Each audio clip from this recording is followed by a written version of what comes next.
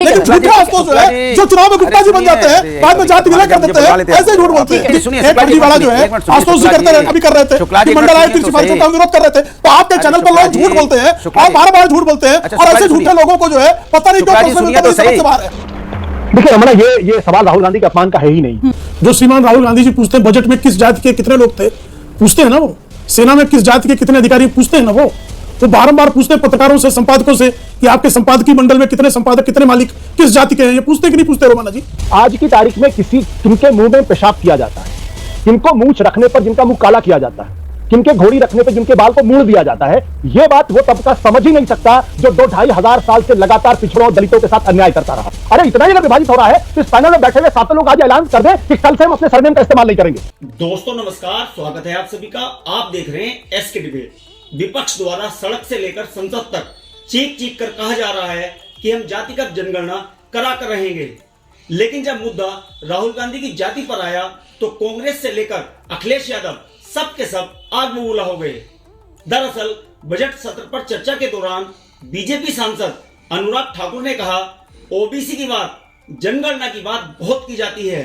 उन्होंने बिना किसी का नाम लिए कहा, जिसकी जात का पता नहीं वो गणना की बात करता है। बस फिर क्या था, राहुल गांधी आग में बबूला हो गए। उन्होंने कहा, जितना आप लोग मेरा अपमान करना चाहते हैं आप खुशी से करिए, रोज करिए। अनुराग ठाकुर की बात पर अखिलेश यादव भी नाराज और गुस्सा दिखे। उन्होंने कहा, आप किसी की जात कैसे पूछ सकते हैं, आप जाति पूछ ही नहीं सकते। भाई दूसरी तरफ अनुराग ठाकुर के पलटवार पर पीएम मोदी ने भी तारीफ की। आज की डिबेट इसी मुद्दे पर होने वाली है। बीजेपी की तरफ से प्रेम शुक्ला जी हैं और राजनीतिक विश्लेषक आशुतोष गुप्ता हैं। दोस्तों वीडियो बहुत मजेदार होने वाली है। आपसे अनुरोध है वीडियो को अंत तक जरूर देखें। वीडियो पसंद आए तो लाइक करें, शेयर करें, कमेंट करें और मेरे चैनल को सब्सक्राइब करें। चलो दोस्तों मेन डिबेट स्टार्ट करते हैं। चलिए शुरू करते हैं। सर यहाँ पर जाति वाला संग्राम, और इस जाति वाले संग्राम में राहुल गांधी का अपमान हो गया जी, गाली दे दी जी। दूसरी तरफ ये राहुल गांधी जो बीजेपी कह रही है कि हर किसी को रोक रोक कर उसकी जाति पूछते हैं, पत्रकारों से लेकर जजों से लेकर अधिकारियों से लेकर सैनिकों तक किसी को छोड़ते नहीं है। तो ये पूरा सियासी संग्राम, सर नैरेटिव यहाँ पर दरअसल जातिगत जनगणना पर लाने की ही पूरी कोशिश की जा रही है विपक्ष की तरफ से, और क्या इसमें विपक्ष लीड लेता हुआ नजर आ रहा है? देखिए रमणा, ये सवाल राहुल गांधी के अपमान का है ही नहीं। दरअसल ये पूरा का पूरा जो खेल है, पूरी राजनीति है, वो भारतीय जनता पार्टी आरएसएस के हिंदुत्व के बरख सामाजिक न्याय की लड़ाई को खड़ा कर रहा है।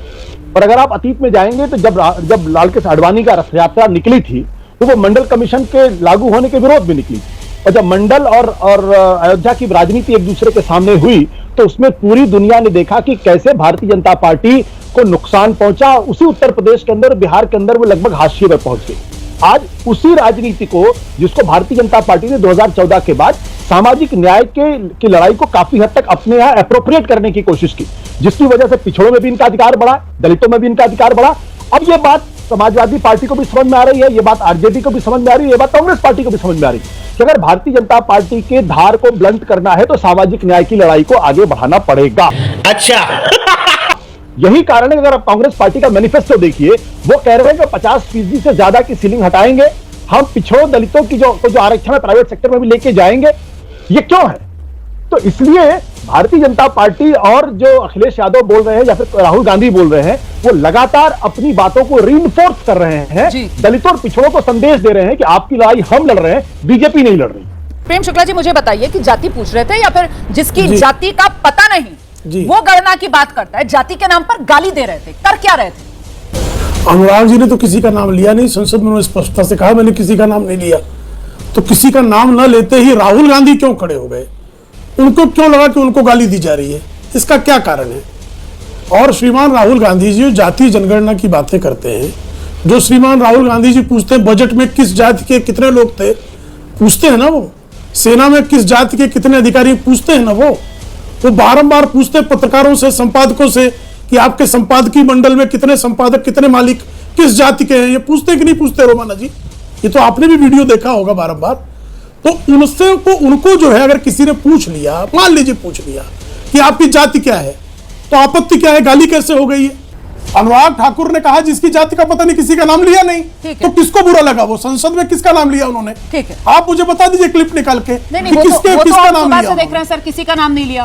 रोमाना जी देखिए, कुछ लोगों को जो है आंशिक बधिरता है तो उसका कोई इलाज नहीं। आदरणीय मोदी जी तो हमेशा कहते हैं कि मैं 24x7 2047 तक भारत के विकास के लिए कटिबद्ध हूं। तो स्वाभाविक तौर पर हम तो विकास की बात करते हैं। जहां तक बात रही जातिगत जनगणना की, गृह मंत्री जी जो है जनगणना विभाग के प्रभारी हैं और आदरणीय अमित शाह जी कह चुके हैं कि जातिगत जनगणना में कोई समस्या नहीं है, जातिगत जनगणना होनी चाहिए, लेकिन उसका जो है सावधानी पूर्वक होनी चाहिए। पिछली बार 46,73,000 जातियां, उपजातियां, गोत्र, समानांतर शब्द ये जनगणना विभाग ने पाए थे, 46,73,000।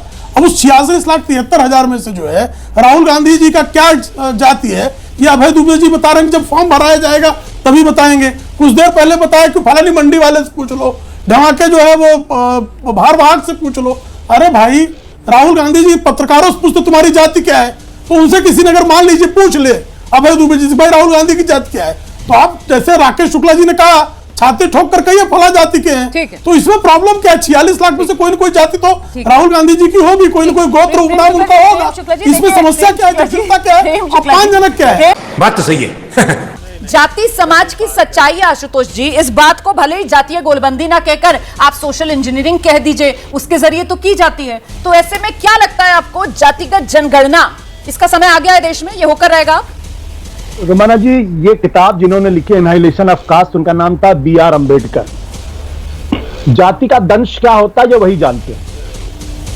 आज की तारीख में किनके मुंह में पेशाब किया जाता है, किनको मूंछ रखने पर जिनका मुंह काला किया जाता है, किनके घोड़ी रखने पर जिनके बाल को मूड़ दिया जाता है, ये बात वो तबका समझ ही नहीं सकता जो 2-2.5 हजार साल से लगातार पिछड़ों दलितों के साथ अन्याय करता रहा है। उसको हमेशा ये बात विभाजनकारी लगेगी, हमेशा उसको बात लगेगी अरे समाज तो विभाजित है। आप जरा कोई अखबार उठा के देख लीजिए, मैट्रिमोनियल में क्या हो रहा है, सब अपनी जाति का परिचय कर रहे हैं। हमारे आपके घर की कोई लड़की अगर किसी दूसरे जात के लड़के से शादी कर ले तो उसे गोली मार दी जाती है, उस लड़के को भी गोली मार दी जाती है। यह समाज की सच्चाई है। और जब पिछड़ों की बात होगी, जब दलितों की बात होगी तो कहा जाएगा समाज को विभाजित किया जा रहा है। अरे इतना ही अगर विभाजित हो रहा है तो इस पैनल में बैठे हुए 7 लोग आज ऐलान कर दें कि कल से हम अपने सरनेम का इस्तेमाल नहीं करेंगे, कर लेना, जाति खत्म हो जाएगी, सब बराबर हो जाएंगे, कोई नहीं करेगा। क्योंकि सबको अपनी जाति से श्रेष्ठता का बोध होता है और समाज के अंदर जो सबसे खतरनाक कैंसर है वह श्रेष्ठता बोध, कि मैं इनसे ज्यादा श्रेष्ठ हूं, और यही जाति बताती है। आपकी औकात बता रहा हूं सर, बुरा नहीं मानना सर। प्रेम शुक्ला जी, बीजेपी के लिए क्या चुनावी कांटा बन चुकी है? आ रही हूं सर, उनकी बात हो जाए फिर आपके पास आ रही। चुनावी कांटा बीजेपी के लिए जातिगत जनगणना? देखिए, हम तो जातिगत बिल्कुल नहीं, चुनावी कांटा उनके लिए जिनकी जात पूछ लो तो वो चिल्लाने लगते हैं। भारतीय जनता पार्टी के आदरणीय अमित शाह जी स्पष्टता से कह चुके हैं कि जातिगत जनगणना होनी चाहिए, लेकिन कांग्रेस की तरह त्रुटिपूर्ण नहीं होनी चाहिए। ठीक है, वो जो है त्रुटि विहीन जातिगत जनगणना आवश्यक है ताकि सही डाटा सबके सामने आ सके। तो सर फिर फर्जी चीजें आंकड़ों को लेकर क्यों कहा जाता था बीजेपी की तरफ से कि ठीक है हम उसको जारी करेंगे? ठीक है, जल्दी से आइए। देखिए यहाँ एक फर्जी वाला जो है आशुतोष जी करते रहे, अभी कर रहे थे कि मंडल आयोग की सिफारिशों का हम विरोध कर रहे थे, तो आपके चैनल पर लोग झूठ बोलते हैं और बार-बार झूठ बोलते हैं, और ऐसे झूठे लोगों को जो है पता नहीं क्यों प्रश्न मिलता है, समझ से बाहर है। भारतीय जनता पार्टी में आडवाणी जी की रथ यात्रा राम मंदिर निर्माण के लिए थी, मंडल आयोग की सिफारिशों के समर्थन में हम 1984 में भी थे, 89 में भी थे, और हमने जो है पिछड़ा आयोग को संवैधानिक लेकिन झूठे आशुतोष जो है जो चुनाव में गुप्ता जी बन जाते हैं, बाद में जाति विलय कर देते हैं, ऐसे झूठ बोलते हैं। मजा आया। देखा दोस्तों, आपने प्रेम शुक्ला और आशुतोष गुप्ता दोनों को सुना। आप किसकी बात से सहमत हैं? दोस्तों, वीडियो को लास्ट तक देखने के लिए दिल से धन्यवाद, और अगर वीडियो पसंद आई हो तो लाइक करें, शेयर करें, कमेंट करें और मेरे चैनल को सब्सक्राइब करें। चलो दोस्तों, मिलते हैं अगली वीडियो में। जय हिंद, वंदे मातरम, जय श्री राम।